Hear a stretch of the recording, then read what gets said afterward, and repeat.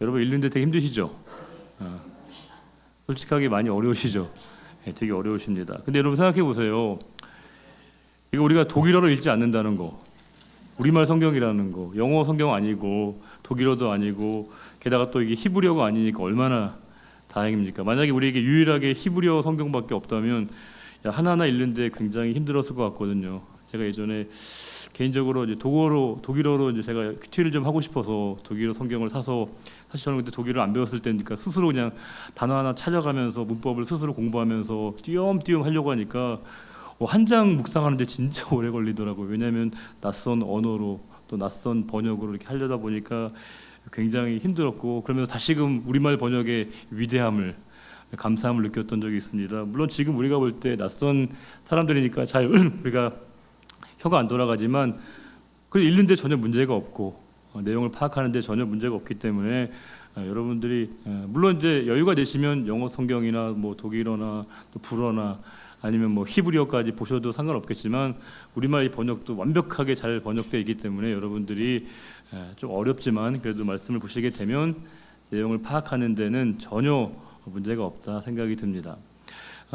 지금까지 내용들을 쭉 보면 사실은 어떤 내용을 설명하고 있는지 우리가 이미 여러분이 잘 아실 겁니다. 바로 지금 성전에 관한 말씀들을 쭉 하고 있거든요. 물론 성전은 이렇게 딱 어떤 건물의 형태를 띠고 있지만 건물만 있어서 성전이 되는 게 아니라 성전의 역할을 하려면 그 성전에서 일하는 사람들이 엄선돼서 그들에 의해서 이 성전이 이렇게 운영이 되고 또 성전의 역할을 잘 감당할 수 있기 때문에 성전에서 일할 수 있는 사람들, 성전에서 일해야 될 사람들을 이제 한 명 한 명씩 이제 거론하면서 그들에게 역할을 다윗 왕이 이렇게 위임을 하고 있습니다.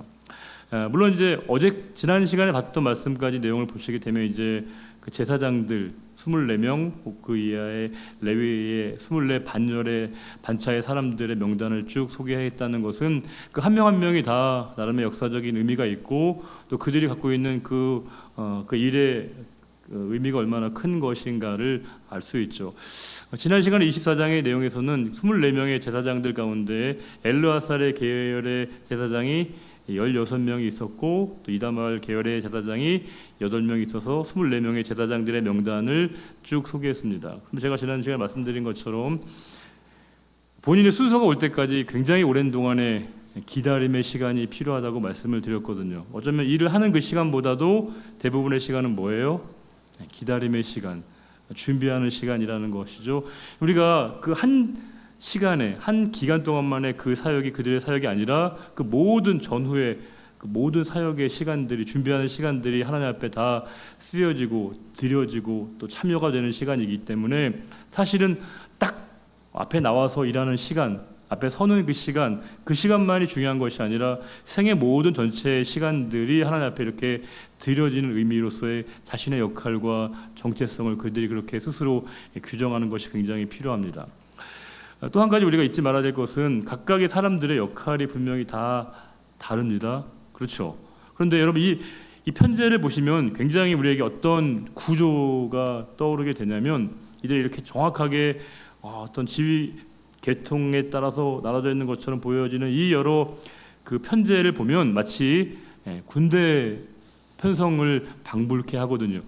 24 반열로 다 이렇게 24명의 제사장 휘하에 다 이렇게 각자가 어떤 역할을 하게 되어지는 그 구조는 전형적인 즉 군대의 모습처럼 보여져서 이것은 큰 의미로 보게 되면 영적 전쟁을 수행하는 그런 전사들의 모습, 즉 용사들의 모습으로 우리가 이해할 수 있다는 것이죠. 즉 이것은 영적인 전쟁을 수행하는 의미로 우리가 이해할 수 있습니다. 그야말로 영적 전쟁을 수행하면서 그들이 하나님의 뜻에 따라서 그들이 해야 될 각자의 맡은 자리가 다 있다는 겁니다.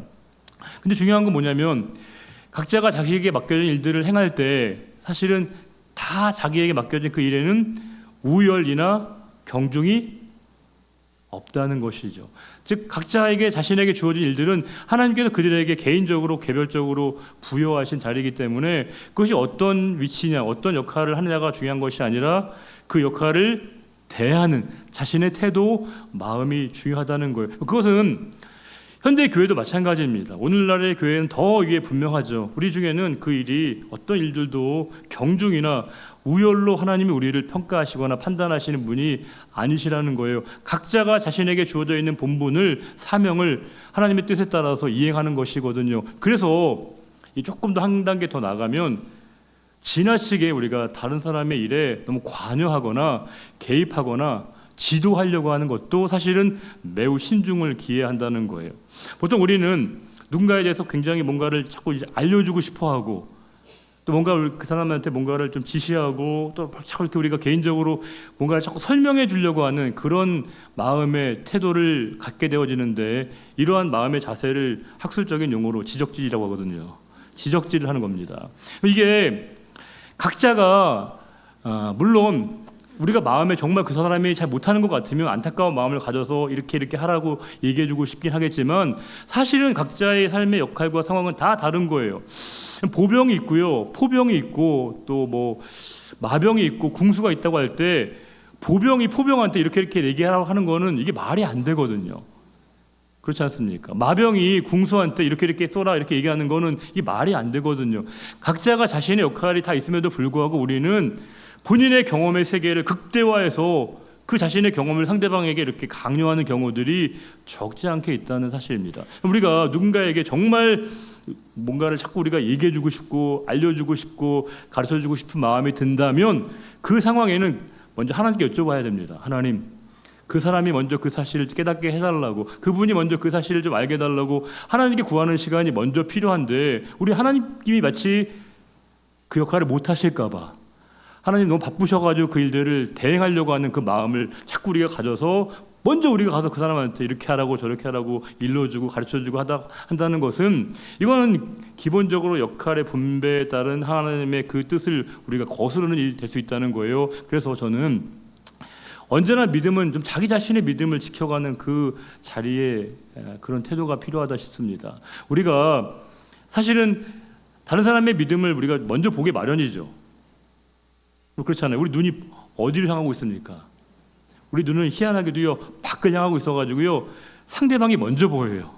저 사람 저렇게 생각하는구나. 근데 사실은 우리의 마음의 눈, 영혼의 눈은 자기 자신을 먼저 향해야 하거든. 이게 의도적으로 그 마음의 눈의 시선을 자기에게로 향하지 않게 되면 우리 늘 보는 걸로 판단하기가 되게 쉽습니다. 내가 보이는 대로. 우리가 한 존재를 얼마나 안다고 우리가 그 사람의 삶에 대해서, 그 사람의 신앙에 대해서 우리가 평가를 하고 판단을 합니까? 이건 정말 불가한 일이거든요. 내가 보여주는 그 몇몇 정보와 이해로 상대방의 삶의 상황들을 우리가 한 단어로, 한 가지 표현으로 우리가 규정한다는 것은 지나친 우리가 오류에 빠질 수밖에 없는 것이고, 그러게 하나님이 우리에게 눈을 주신 이유는 먼저 자기 자신을, 내면을 살펴보고 내가 그 자리에서 얼마나 하나님 앞에 진실되게 성실하게 그 일들을 감당하고 있는가를 먼저 본 다음에, 그 다음에 혹시 여유가 생기면 그때 우리가 하나님의 뜻을 받들어서 조심스럽게 신중하게 다가가야 됨에도 불구하고, 우리가 너무 그 과정들을 생략하다 보니까 우리가 물론 처음에는 상대방한테 우리가 좀 알려주려고 하는 좋은 의도를 가졌는지 모르겠으나 그 의도가 우리의 의사와는 다르게 서로 간에 상호 간에 오해를 하게 되는 경우들이 많다는 거예요. 그래서 언제나 우리가 누군가에게 뭔가를 말해주고 싶고 알려주고 싶은 마음이 여러분과 제 마음속에 들 때마다 우리는 그 유명한 영화 대사를 마음속에 생각해야 됩니다. 너나 잘하세요. 너나 잘하는 게, 물론 주님께서는 아예 그렇게 존댓말도 안 하겠죠. 너나 잘해. 너 믿음 하나 지키는 게 더 중요해. 다른 사람의 믿음의 상황은 내가 관찰할게, 내가 그 사람에게 돌봐줄게 라고 우리에게 말씀하실 수 있거든요. 포병과 보병과 궁수와 마병은 다 다른 겁니다. 그러나 그들의 역할의 경중과 우열은 없다는 거예요. 각자가 주어진 그 자리에서, 부르심의 그 자리에서 얼마나 그것을 성실하게 감당하는가가 중요하기 때문에, 오늘 말씀도 이제 지난번에 이제 제사장과 레위 지파까지 나왔으면 성전에서 할 일들이 다 정해진 것 같지만, 성전에 드려지는 그 제사와 예배가 되려면 뭐가 또 필요할까요? 누가 필요할까요? 여러분 25장 읽으셨잖아요. 솔직히 찬송하는 사람들이 필요하다는 거. 오늘 그래서 그 찬송하는 사람들, 찬송을 맡은 사람들의 명단을 쭉 소개하고 있습니다. 24개의 반차로 역시 똑같이 나눠서 소개하고 있는데, 25장 1절에 다윗이 군대 지휘관들과 더불어 아삽, 헤만, 여두둔. 아삽의 뜻은 모으는 자래요. 모으는 자라고 하는 뜻의 아삽, 헤만, 이건 충실이라고 하는 뜻이고, 여두둔은 찬송이라는 뜻인데, 세 명의 찬양 대장 같은 사람들이죠. 대표자들 아삽, 헤만, 여두둔, 이 세 사람의 중심으로 해서 그들에게 하나님이 찬송하는 일들을 그들에게 맡겼다는 거예요. 쉽게 얘기하면 찬송하는 일들을 맡겼다라고 하는 건 앞에 뭐가 전제가 되어 있는 것이죠. 뭘 말하는 걸까요? 그들에게 하나님이 하나님의 전에서 찬송하는 그 사역의 일을 전무하게 맡겼다는 건 뭐가 전제가 되어 있는 거예요? 아주 기초적인 것이지만 뭐가 있는 겁니까? 적어도 음치는 아니었다 것입니다.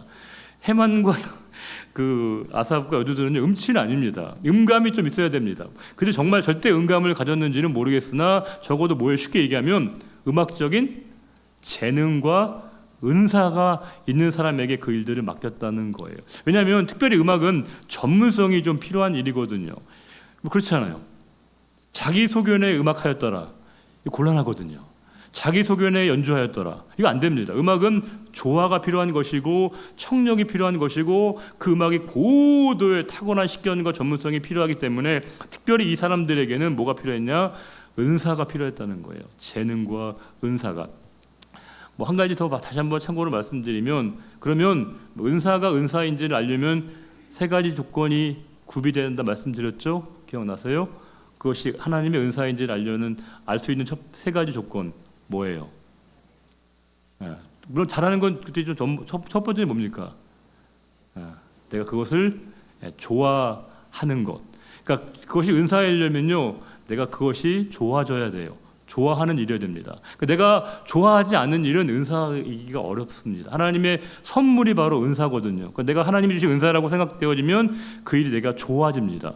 하는 게 점점 우리에게 즐거움이 되는 일, 그게 바로 이제 은사거든요. 내가 그 일들을 하면서 기쁨이 있어야 되고 즐거움이 있어야 되는 게 바로 은사입니다. 가르치는 거 좋아해야 교사에 이게 천직이 되는 것이지, 가르치는 게 너무 할 때마다 너무 힘들고 괴롭다라고 하는 건 그 가르침이 본인의 그 사역의 은사라고 보기는 좀 어렵죠. 은사가 아니어도 할 수는 있긴 하겠지만 보통 은사가 있는 사람이 그 일들을 해야 열매를 맺을 수 있는 것이거든요. 그러니까 가장 첫 번째 조건은 당연히 그 일들을 좋아할 수 있는 사람, 좋아해야 되는 게 첫 번째 일이고요. 두 번째가 아까 말씀하신 것처럼 뭐예요? 잘해야 되는 거예요. 그러니까 음악, 노래를 되게 좋아하는 분이 있어요. 부르는 거를. 옆에 있는 분들은 힘들어해요. 사방이 다 힘들어합니다. 이건 참 어렵지요. 본인은 좋아하는데 옆에 있는 사람이 안 좋아하는 건 문제되거든요. 안 좋아하는 건 뭘까요? 못하니까 참 어렵거든요. 그러니까 우리가 은사를 열면요, 당연히 좋아해야 되고 잘해야 되는 두 번째 조건이 필요하다는 거예요. 그래서 이게 참 어렵습니다. 왜냐하면 은사 없이 일하다 보면 본인은 즐거운데 옆에 있는 사람들이 너무 괴로운 일들이 되게 많습니다. 우리가 봉사와 섬김도 그냥 하는 게 아니에요. 봉사와 섬김도요, 이게 은사라고 할 때 그 은사는 되게 좋아해야 되고요, 잘해야 되는 이 두 가지 속성이 다 필요하다는 거예요. 그냥 우리가 자기만 좋아서 하는 일들은요, 그것이 은사일 수 없다는 거예요. 봉사와 섬김도 그것을 되게 좋아해야 되고요, 잘 해내야 한다는 거예요. 제가 특송할 때도 마찬가지입니다. 그러니까 자기가 좋아서만 하면 안 되고요, 적어도 하나님 앞에 드리는 그 일에는 최선을 다하는 준비와 여러 가지 우리 과정들이 필요하다는 거예요. 내가 좋아서 앞에 나와서만 부르는 그것은 하나님께 영광 되기 어렵습니다. 정말로 우리가 좋아하되 잘 준비되어지는 그 과정이 필요한 것이고, 역시 좋아하는 일과 잘하는 일, 이 두 가지가 필요한 것이고, 이 두 가지만 가지고 되지 않습니다. 사실은 세 번째 기준이 더 중요하다고 말씀드렸죠. 그게 뭐예요? 옳은 일이어야 됩니다. 의로운 일이어야 되는 거예요. 그것은 옳은 일이 아니면 은사일 수 없습니다. 제가 자주 들지만 남의 동의 없이 남의 물건을 잘 가져온 사람이 있습니다. 남의 동의 없이 상대방의 물건을 가져오는 걸 되게 좋아하고요, 되게 잘하는 사람이 있습니다. 근데 그건 은사예요, 은사 아니에요? 은사 아니에요. 왜요? 옳은 일이 아니거든요. 의로운 일이 아니다는 거예요. 그러니까 옳은 일이어야만이 은사일 수 있는 겁니다. 의로운 일이어야 은사일 수 있는 거예요. 그러하기에 언제나 그것이 하나님이 나에게 맡기신 은사인가를 우리가 판단하려면 이 세 가지 기준을 항상 우리가 적용해 봐야 됩니다. 내가 정말 그것을 좋아하고 있는가, 적어도 좋아지고 있는가, 라고 하는 기준이 필요한 것이고요. 잘하고 있는가 아니면 잘해지고 있는가 라고 하는 것입니다. 아니면 마지막 기준은 뭐예요? 그것이 하나님 보시기에 옳은 일인가 의로운 일인가를 우리가 늘 따져봐야 되는 것인데, 여기 그들 음악하는 사람들에게는 역시 은사로서의 그들의 재능이 필요한 것이고, 그 재능에 따라서 그들에게 찬송하는 일들을 맡겼는데, 연주하는 일을 맡겼는데 굉장히 중요한 단어가 있습니다. 25장 1절에 그들에게 구별하여 섬기게 하되 수금과 비파와 재금을 잡아서 뭘 하겠다는 거예요? 신령한 노래를 하겠다는 거예요. 이 단어가 한 번만 나오지 않습니다. 2절도 뭐가 있어요? 왕의 명령을 따라 신령한 노래를 하며, 3절도요 뭐예요? 신령한 노래를 하며. 와, 3번이나 했다는 건 이건 굉장히 중요한 반복이거든요. 신령한 노래 뭘까요? 어떻게 하는 게 신령한 노래예요? 어떻게 연주하는 게 신령한 노래를 연주하는 겁니까? 고음을 쓰면 이게 신령한 노래가 되는 건가요? 아니면 묵직하게 하면 그게 신령한 노래인 건가요? 어떻습니까? 목소리가 변조가 되면 그게 홀리톤으로 바뀌면서 신령한 노래로 화하는 건가요? 어떻게 연주하는 게 여러분 신령한 노래를 연주하는 걸까요? 눈을 감고? 어떻습니까? 그러니까 의미를 우리가 잘 봐야 된다는 거예요. 신령한 노래라고 할 때 그 신령이라는 단어 아래, 혹시 여러분 성경 보시게 되면 아래에 미주, 각주 같은 게 있습니다. 그렇죠, 여러분들? 성경 보시면 있죠? 뭐라고 되어 있습니까? 예언이라고 되어 있습니다. 신령이란 말이 언어로 예언 이렇게 되어 있다는 거예요. 예언. 자, 근데 예언이라고 하는 건 우리에게 이제 바로 즉시 떠오르는 건 미래 일에 대한 예측, 예고, 이게 우리가 생각하는 예언이지 않습니까? 그러나 적어도 우리가 구약을 공부하는 사람, 구약을 아는 사람에게 예언이라는 단어는 그렇게만 읽히면 안 됩니다. 왜냐하면 예언자라고 하는 사람들이 우리가 익숙한 단어로 풀면 뭐예요? 선지자거든요. 예언자가 선지자이고 선지자가 바로 예언자이거든요. 자, 그러면 선지자의 역할이 뭐예요? 선지자의 역할은 당연히 하나님의 말씀을 대언하는 것입니다. 물론 선지자가 잘못을 저질렀을 때 그들에게 죄를 책망하게 되고 죄를 꾸짖고 의를 촉구하는 설교를 하기도 하고, 또 나라가 멸망한 다음에는 하나님의 구원을 외치는 그 메시지이지만, 미래에 관한 내용이 물론 다분히 많이 포함되어 있지만 예언자와 선지자의 가장 중요한 뜻은 뭘까요? 하나님의 말씀을 대언하는 거예요. 하나님의 말씀을 전하는 겁니다. 이게 바로 선지자의 역할의 가장 본질이거든요. 오늘날의 목회자 역할에 가장 부합한 성경의 직분이 뭐라고요? 제사장이기보다는 선지자입니다. 제사장은 누구예요? 성도들이 바로 우리 모두가 다 제사장인 것이고, 목회자의 역할은 하나님 말씀을 전하는 자의 위치에 있기 때문에 선지자로 보는 게 가장 맞거든요. 자, 그러면 선지자의 역할로 규정되어 있는 예언을 신령한 노래, 즉 연주하는 사람, 노래하는 사람에게까지 부여했다는 것은 우리식으로 풀어서 적용하게 되면 뭘까요? 찬양하는 자 역할이 목회자 역할과 등가였다는 거예요. 찬송하는 사람의 역할이나 목회자 역할이나 그것이 우열의 역할이 있다는 게 아닙니다. 제가 하는 설교자의 역할만이 중요한 것이 아니라 찬양하는 사람의 찬양의 역할도 그렇게 하나님이 같은 의미로 보신다는 거예요. 그러하게 우리가 무게감을 가지고 중요하게 준비하면서 그 찬양의 자리를 지켜내야 한다는 거예요. 우리가 목회자들이 저는 좀 약간 좀 부족하지만 우리 목사님들은 제가 설교 준비하신 것들을 전단지 보게 되면 저렇게까지 한편 하시기 위해서 한 달 내내 그 설교 본문을 연구하시고 준비하시고 묵상하시면서 그 준비한 과정을 들고 딱 말씀을 전하는 거거든요. 어떤 분들은 목사님들은 툭 치면 설교 나오는 거 아닙니까? 이렇게 생각하는 분이 있는데, 여러분 그런 목회자가 어디 있겠습니까? 나름대로 고민하고 고뇌하고 또 하나님의 은혜를 갈망하면서 그 설교 안에 성령의 기름 부으심을 늘 기도하면서 그 은혜의 마지막의 자리가 이제 말씀을 전하는 자리거든요. 그렇다면 어떤 자리에 하나님 부르실 때 그 자리를 감당하는 사람의 역할이 비단 목회자에게만 이와 같은 사명감이 요청되어지는 것은 아니라는 거예요. 어떠한 역할이든지, 그것이 헌금위원이든지 안내위원이시든지 아니면 찬양대든지 모두에게 주어져 있는 자 역할은 목회자 역할과 같은 영적 의미로 받아들이는 우리의 태도가 필요하다는 거예요. 당시에도 이렇게 찬양하는 사람들, 찬송하는 사람들이 뭐냐? 그것이 신령한 노래라고 하는 것은 하나님을 전하는 메시지이고 하나님의 말씀을 전하는 메시지일 뿐만이 아니라 의미로 역할로 보게 되면 그 목회자의 선지자의 역할과 같은 의미로 하나님이 그들에게 역할을 정하셨다라고 하는 것은 오늘 우리가 이 찬양을 대하는 우리의 태도, 특별히 연주하시는 분들의 오케스트라의 태도, 찬양하는 분들의 태도가 얼마나 중요해야 하는가를 다시금 우리에게 각성시켜 주는 의미를 우리가 이 원어를 우리가 잘 따져보게 되면 충분히 우리가 그 의미를 이해할 수 있다는 사실입니다. 그래서 이제 그 직무대로 일하는 자의 수요가 이러하다라고 얘기하면서 2절에도 아삽의 아들들 삭굴, 요셉, 느다냐, 아사렐라이니, 물론 이들의 이름은 뒤에 다시 나옵니다. 이 아삽의 아들들이 아삽의 지휘 아래 왕의 명령을 따라 신령한 노래, 또 나지 않습니까? 신령한 노래를 그들이 했다는 거예요. 3절에 여두둔에게 이르러서는 그의 아들들 그달리아와 스리와 여사야와 시므이와 하사베와 마띠디아 6사람이니 그의 아버지 여두둔의 지휘 아래 수금을 잡아 신령한 노래를 하며 여호와께 감사하며 찬양하며. 즉 찬양의 본질은 우리의 상황에 대한 토로가 아닙니다. 엄밀한 의미의 찬송은 하나님께만 집중하는 것이고 그분께 영광을 돌리고 그분께 감사하는 것이 찬양이어야 한다는 거예요. 물론 우리가 찬송의 범위를 레인지를 좀 길게 보면 하나님 제가 너무 힘듭니다, 너무 아픕니다, 너무 괴롭습니다라고 하는 자신의 실존적인 상황의 일들을 하나님께 아뢰는 것도 물론 큰 광의적인 의미로 보면 찬송 안에 포함되어 있겠지만 엄밀하게 의미로 찬송은 오직 하나님께만 집중되는 겁니다.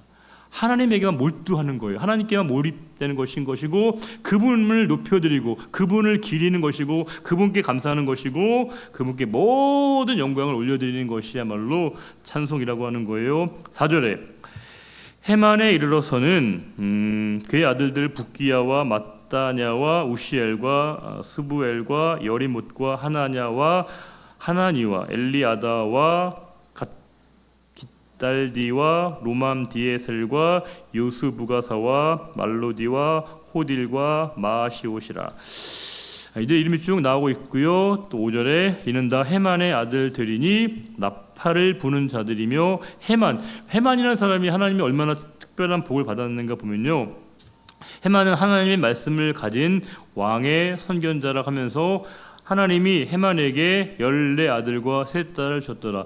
다산 그 자체도 축복이지만 보통 이렇게 출생을 의미할 때 성경은 이렇게 표현한다는 거예요.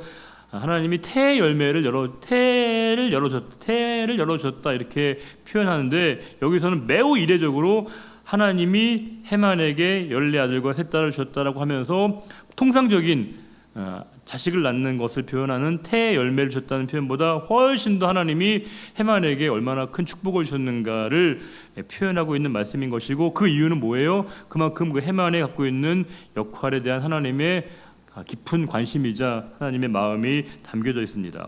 6절에 이들이 다 그들의 아버지의 지휘 아래 다 그들 찬양대를 소개하고 있습니다. 재금과 비파와 수금을 잡아 여호와의 전에서 노래하여 하나님의 전을 섬겼으며 이것들이 다 하나님의 전을 섬기는 일로 평가를 받았다는 거예요. 제사장의 역할과 레위 지파의 역할만이 그런 게 아니라 이들 찬양하는 사람들, 연주하는 사람들 역할도 똑같이 뭐예요? 하나님의 전을, 즉 성전을 섬기는 일로 하나님이 그들의 역할을 그렇게 규정하셨다는 것을 알 수 있습니다. 아삽과 여두둔과 해만은 왕의 지휘 아래 있었으니 그들은 모든 형제 곧 여호와 찬송하기를 배워 익숙한 자의 수요가 288명이라. 이들은 이제 찬양대를 이제 가르치고 인도했던 선생님들의 숫자라고 할 수 있습니다. 그 찬양대를 잘 이렇게 운영하는 가르쳤던 사람들이 288명이었다는 것이고요. 8절에 이 무리에 큰 자나 작은 자나 스승이나 제자를 막론하고 다 같이 제비 뽑아서 직임을 얻게 되었다. 즉 제비 뽑았다는 건 뭐예요? 하나님 맡기신 그 일을 그들이 그냥 그대로 수용하고 인정했다라고 하는 뜻을 담고 있습니다. 9절에 이제 쭉 이제 24번째까지 24반절의 그 찬양대 명단이 쭉 나오고 있습니다. 첫째로 제비 뽑힌 자는 아삽의 아들 요셉이요, 둘째는 그달리아이니 그와 그의 형제들과 아들들 12명이 이제 먼저 제비 뽑혀서 그 일들을 맡겼다는 거예요. 10절에 셋째 삭굴이니, 삭굴은 이제 기억된 자 이런 뜻이라고 합니다. 기억된 자, 이렇게 삭굴, 그런 사람이 이제 세 번째이고요. 그의 아들들과 형제들과 12명, 그러니까 10절이고요. 11절에 넷째는 이스리. 이스리는 제조하는 자, 만드는 자 이런 뜻이라고 합니다. 그 이스리인이 그의 아들들과 형제들과 12명, 이들이 역시 또 찬양대로 수고하는 사람들이었습니다. 12절에 다섯째는 느다냐니, 느다냐는 여호와께서 주셨다 이런 뜻이라고 합니다. 여호와께서 주셨다. 그리고 또 그의 아들들과 형제들과 12명이 또 이렇게 봉사하게 됩니다. 13절에 여섯째는 북기야니, 그의 아들들과 형제들과 12명이요. 북기야는 여호와는 시험하셨다 이렇게 뜻이 되어 있습니다. 여호와는 시험하셨다. 14절에 일곱째는 여사렐라니, 그의 아들들과 형제들과 12명이요.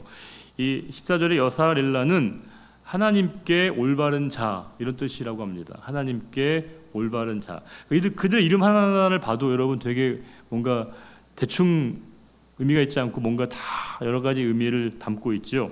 그런 뜻이 있다고 하고요. 15절에 여덟째는 여사야이니, 그의 아들들과 형제들과 12명이요. 여사야의 이름의 뜻은 여호와는 구원하셨다 이런 뜻이라고 합니다.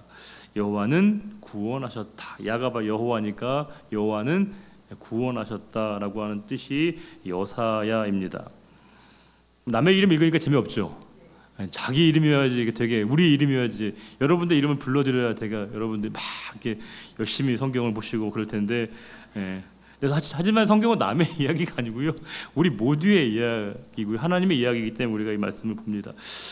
저도 이제 이 사람 이름 나올 때마다 말씀을 준비하면서 되게 어렵더라고요. 왜냐하면 제가 우리 역대상 우리가 초반에 함께 나눌 때도 여러분들 기억하시면 아시겠지만 그 한 명 한 명을 보면서 이거 뭐 우리가 이 사람들을 다 알아야 되나, 이 사람들을 우리가 다 배워야 되나, 막 그런 생각이 드는데, 이게 스킵하기 어려운 게 뭐냐면 하나님께서 다 이제 이들의 이름을 다 이렇게 성경에 다 기록해 놓으셨기 때문에 우리가 그들의 이름을 매번 이렇게 묵상하고 넘기지 않고 그냥 하나하나 살펴보고 있는데, 그냥 보면 너무 또 말씀을 보면서 여러분들이나 저나 그냥 너무 대충 볼 것 같아서, 그냥 볼 것 같아서 제가 이제 그들의 이름을 이런 뜻이 있습니다라고 하는 것들을 조금 더 설명해 드리면 다소 우리가 그 내용들을 여러분들이 이해하실 때 조금 도움이 되시지 않을까 싶어서 이 사람들 이름이 이런 뜻입니다라고 말씀을 드리거든요. 여러분들 이름에도 다 뜻이 있지 않습니까? 다 이름의 뜻이지 않습니까? 부모가 그냥 짓는 부모 어디 있겠어요? 다 이름의 이름 다 뜻을 담아서 짓게 되어지는데, 여기도 마찬가지로 부모들이 그런 여러 가지 뜻을 담아서 이름을 짓고 되고요. 그 이름에 이런 뜻이 있다는 것을 여러분들에게 알려드리게 된 이유는 좀 이분들과 좀 친해지시도록, 이분들과 너무 우리가 멀어지지 마시고 조금 더 우리가 이분들과 가까워지는 게 필요하겠다 싶어서 말씀드리니까, 여러분들 족보가 아니더라고 하더라도 여러분들 너무 상심하거나 낙심하지 마시고요. 다 성경에 있는 건 이유가 있다라고 하는 겁니다. 만약에 가령 예를 든 거지만 우리가 성경 통독하고 또 그다음에 이제 성경 암송하지 않습니까? 보통 우리가 암송할 때 익숙한 말씀들을 많이 시편 이런 거 암송하는데, 내년에 우리가 성경 암송할 때 역대상 25장 암송한다. 그럼 여러분 어떠시겠어요?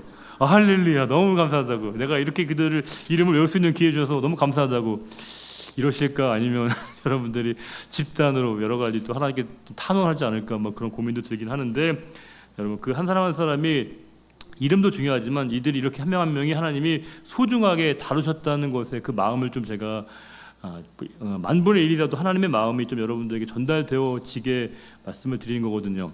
제가 그런 생각 해봤습니다. 버스를 제가 타고 가지 않습니까? 어느 날 제가 버스를 우연히 딱 탔는데 그런 생각이 들었어요. 우리 인생에 보게 되면 우리는 보통 되게 중요한 사람이 있고 중요하지 않은 사람이 있거든요. 되게 우리는 TV에 자주 나오는 사람은 중요하다고 봐요. 그럼 오죽하면 우리가 어릴 때부터 뭐라 부릅니까? 텔레비전에 내가 나왔으면 정말 좋겠네, 정말 좋겠네 하거든요. 그만큼 TV에 나온 사람, 또 주목되는 사람을 우리가 관심을 보게 되고, 그 사람들이 다 진짜 정말 중요한 사람이고 그 사람들이 역사를 운행하고 사회를 움직인다고 생각하지만 정말 그럴까 싶을 때가 있습니다. 그러다 보니까 우리가 영화를 봐도요, 늘 주연 혹은 뭐 조연, 뭐 단역, 엑스트라 이렇게 딱 구분해서 이 사람은 중요한 사람이고 이 사람은 중요한 사람이고 이렇게 다 나누어 있지만 하나님의 관점은 그렇지 않을 것 같거든요. 하나님은 각자의 삶에 다 중요도를 보시기 때문에 제가 이제 오늘 버스 타는 그런 생각이 들더라고. 버스 탈 때 저 운전사분 이게 하시는 분, 그분이 하나님 보시기에 그 순간에 우주에서 가장 중요한 역할을 하고 계신 것이다. 그분의 삶에서, 그분의 인생에서는 그런 생각이 들었고요. 각자의 타고 계신 승객분들을 쭉 보면서 우리가 볼 때는 다 익명의 사람들로 스쳐가고 다 주목하지 않는 사람들이지만 그렇지 않을 거다. 하나님 분명히 각자의 사람들에게 다 가장 우주에서 중요한 역할들을 하고 있는 사람들로 우리가 하나님이 그렇게 바라보시겠다라고 하는 그분의 생각과 마음이 조금 이제 제게 마음으로 다가왔는데, 성경 인물들도 그런 것 같습니다. 우리는 늘 이제 아브라함이나 이삭이나 모세나 이런 사람들에게 주로 집중하기 마련인데, 이 한 명 한 명의 사람들이 그 역할을 제대로 했기 때문에, 그 역할을 해냈기 때문에 하나님의 역사가 이렇게 온전하게 이루어졌다는 걸 생각해 보게 되면 우리가 이 한 사람 한 사람을 너무 이렇게 가볍게 또 없수히 여길 수 없다라고 하는 생각을 하면서 여러분들에게 한 명 한 명 이름의 뜻을 좀 전해드릴 테니까 여러분들이 좀 그 사람들의 이름의 뜻까지 한번 생각해 보시게 되면 훨씬 더 이들의 이름이 우리에게 그렇게 낯설게 여겨지지 않지 않을까 생각이 들었습니다.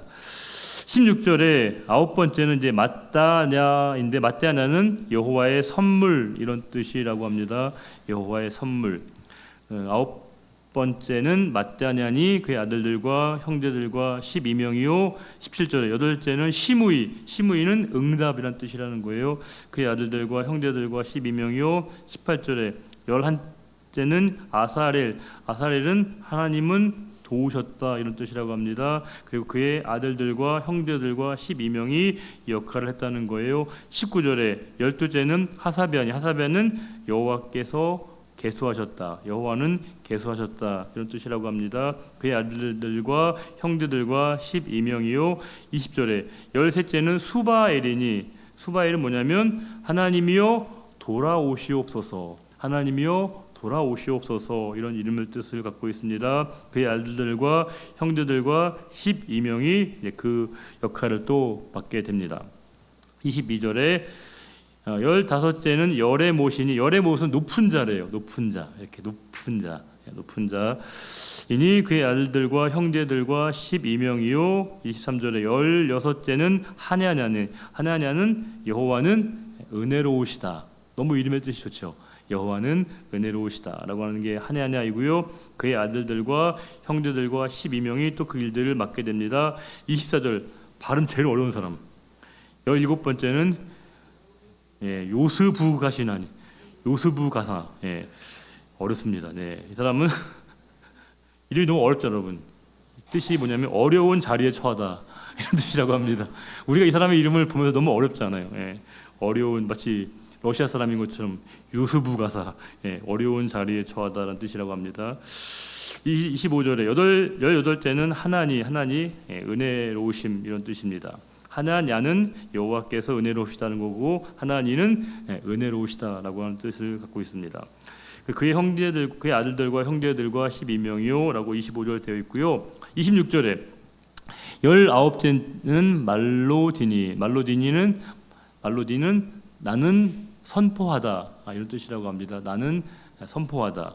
19번째 말로디는 나는 선포하다는 그 말로디와 아들들과 형제들과 12명이 다 찬송하는 역할을, 성전에서 찬송하는 역할을 맡은 19번째, 즉 19번째 반차의 사람들이었고요. 27절에 20째는 엘리아다니, 이것은 뭐냐면 당신은 나의 하나님. 엘리아다는 당신은 나의 하나님 이런 뜻을 지니고 있다고 합니다. 그의 아들들과 형제들과 12명입니다. 28절에 21째는 호딜은 뭐냐면 하나님께서 풍성하게 하셨다 이런 뜻이라고 합니다. 하나님께서 풍성하게 하셨다. 그의 아들들과 형제들과 12명이요 라고 하는 것이고요. 29절에 22째는 깃달디는 뭐냐면 나는 하나님을 이렇게 드높입니다. 나는 하나님을 높여드립니다. 이런 뜻을 지니고 있다고 합니다. 그의 아들들과 형제들과 12명이고 30절에 스물째는 마하시옷이니 마하시옷은 뭐냐면 환상들 이런 뜻이래요. 환상들, 비전들 이런 뜻을 지니고 있는 게 바로 마하시옷이고요. 그의 아들들과 형제들과 12명이 또 그 역할을 감당했다고 소개되어 있습니다. 31절에 스물넷째는 로맘디에셀, 로맘디에셀인데 이 로맘디에셀은 뭐냐면 내가 돕는 자 하나님을 드높입니다. 내가 돕는 자이신 하나님을 드높입니다 라고 하는 이름의 뜻을 갖고 있는 로맘디에셀까지 이 24개의 반차로 찬양대가 나눠서 구성이 되어 있습니다. 즉 성전 찬양대를 구성할 때 7절부터 31절 보시게 되면 역시 여기도 똑같이 24반열로 24반차로 나눠서 성전 찬양대 역할을 그들에게 맡겼다는 것을 알 수 있습니다. 매우 정교하죠. 매우 정교합니다. 이건 뭘까요? 하나님은 질서의 하나님이시거든요. 하나님 아주 굉장히 아주 정교하게 정돈되고 우리가 정돈된다는 건 물론 여러 가지 내용 마음의 문제이기도 하지만 역시 형식도 중요한 겁니다. 우리가 절차나 순서나 과정을 지킬 때 최대한 하나님 앞에 할 때는 우리가 예의를 표하는 것입니다. 예의를 표한다는 건 마음의 문제이기도 하지만 그 마음이 형식으로 드러나야 하거든요. 예배 드릴 때 제가 예배 정말 공을 들이는 이유가 바로 여기에 있습니다. 물론 예배 우리가 물론 형식이 그렇게 중요하지 않을 수 있죠. 왜냐하면 기본적으로 우리가 예배는 하나님 받으시는 것이기 때문에 우리의 어눌함에도 불구하고 부족함에도 불구하고 하나님이 예배를 통해 영광을 받으시기도 합니다. 우리가 선교지에 가면 그런 일들 되게 많거든요. 저도 이제 청년들과 함께 이제 선교지에 가고 이제 비전 트립을 가다 보면 그러니까 임시로 막 갑자기 예배 드리게 되는 경우도 많아요. 정말 갑작스럽게 예배가 급조돼서 예배가 구성되고 또 갑자기 또 설교하게 되는 일들도 있고 또 찬양대가 갑자기 찬양하게 되는 일들도 많습니다. 그건 선교지라고 하는 특수한 상황 때문에 그런 것이죠. 그러나 우리가 일상적으로 드려지는 그 예배는 매우 정교하게 매우 정돈되고 매우 질서 있게 예배를 드려야 하는 것이죠. 우리가 찬양대가 주일에 들어올 때도 여러분 그냥 들어오지 않습니다. 다 줄을 맞춰서 들어오시게 되고, 그다음에 이제 그 지휘자의 안내에 따라 착석하게 되고, 그다음에 또 이제 예배가 위에서 반주로 예배를 준비하시게 될 때 모든 성도님들이 오셔서 하나님과의 만남의 그 순간을 준비하는 것이죠. 사실 우리는 예배 시간에 서로 간에 친한 것을 확인하기 위해서 예배를 드리는 게 아닙니다. 우리가 서로 간의 만남과 친함을 물론 교제가 필요하죠. 그러나 언제나 이 모든 것에는 순서가 먼저 필요하다는 거예요. 질서가 먼저 필요하다는 거예요.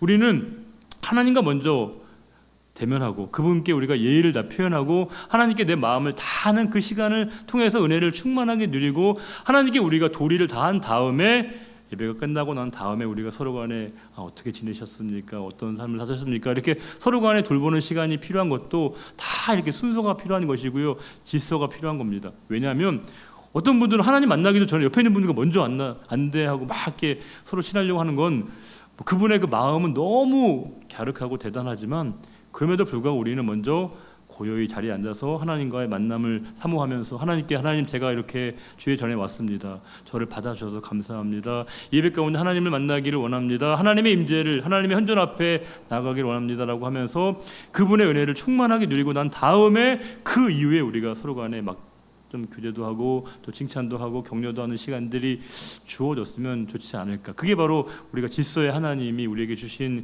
예배의 본질이거든요. 우리가 예배를 보게 되면 그 예배를 구성하는 사람들이 얼마나 정교하게 얼마나 정말 하나님께서 다 이렇게 질서 있게 행하시는 걸 보게 되면 역시 이것은 이 예배 형식을 이 찬양대와 이 레위 지파와 제사장의 역할을 그대로 우리가 재현하라고 이렇게 말씀을 주시는 게 아니죠. 거기 담겨져 있는 그 뜻을 우리가 잘 헤아리면서 예배를 준비하고 예배를 대하는 우리의 태도가 어떠해야 하는가라고 하는 거예요. 저도 마찬가지로 주일에 예배를 똑같은 예배를 3번을 드리는 것 같지만 똑같은 예배 제가 3번 드린 적 없습니다.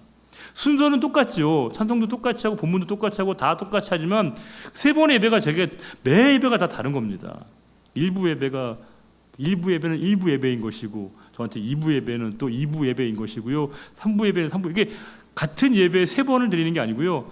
정말 매 예배마다 다르게 하나님을 대하는 마음, 정돈 그리고 제가 또 예배를 준비하면서 10분 전에 올라가서 기도할 때도 어떤 하나님 일부 예배 드렸으니까 이하 동문입니다 이렇게 안 하거든요. 하나님 또 하나님의 은혜를 갈망합니다. 하나님이 저에게 또 은혜를 주시고 말씀을 제 마음속에 제 영혼 안에 담아주셔야 입술에 담아주셔야 주님의 말씀을 대언할 수 있습니다 라고 하는 거예요. 그래서 항상 매일 일신 우일신 항상 새롭게 그 하나님을 만나고 경험하는 그 일들이 있어야만이 우리가 예배가 우리에게 정말 하나님을 가장 분명하고 확실하게 경험하는 통로가 되는 것이거든요. 예배를 소홀히 하면 결코 성도의 믿음은 결코 자랄 수 없습니다. 어쩌면 예배는 우리의 모든 생애, 우리의 모든 신앙의 전부를 걸어야 될 만큼의 가장 중요한 것이 바로 예배이거든요. 이 예배는 정말 하나님을 하나님으로 인정하는 가장 확실한 길입니다. 예배는 하나님이 우리의 영광을 받으시기 합당한 분이심을 우리가 인정하는 게 바로 예배이기 때문에 우리가 할 수 있는 최선의 모습으로 정돈되고 정리되고 최선을 다해 준비된 모습으로 하나님께 예배하는 것이 성도의 바른 태도인 것이고요. 그런 모습으로 우리가 예배를 드리게 될 때 우리가 상상할 수 없었던 그 은혜를 하나님이 예배 가운데 부어주셔서 그 예배가 우리의 삶을 살찌게 만드는 것이고요. 우리 영혼을 다시금 새롭게 해서 삶의 자리로 나가서 정말 우리의 삶의 예배로 생활의 예배로 이어지는 그런 삶이 우리에게 가능하다는 거예요.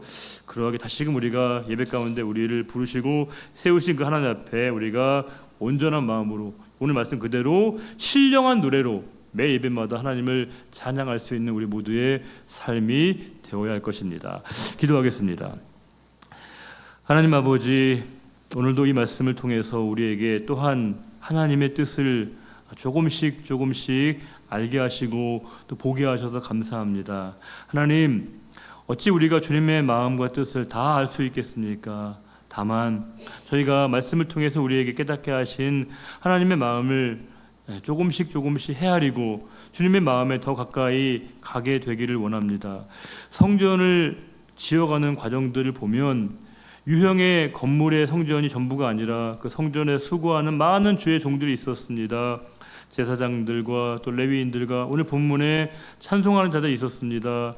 그 한 사람 한 사람을 주님께서 부르시고 또 세우시고 신령한 노래를 부르도록 연주하도록 맡겨주셨습니다. 하나님, 그 역할이 얼마나 소중한 것인지 그들이 감격스럽게 하나님을 예배했던 것처럼 우리가 우리에게 주어지고 맡겨진 모든 예배 자리에서 정말 최선을 다해서 하나님께 예배할 수 있도록 도우시고 예배가 하나님을 만나는 자리가 되게 하여 주시고 하나님의 하나님 되심을 고백함으로 말미암아 예배가 우리 성도의 삶의 가장 근본임을 잊지 않고 언제나 예배당에서 주님을 가장 뜨겁게 만나는 귀한 시간이 되게 하실 것을 믿사옵고 거룩하시고 우리의 경배와 찬양을 세세 무궁토록 받으시게 합당하신 우리 주님 예수 그리스도의 이름으로 감사하며 기도드립니다. 아멘.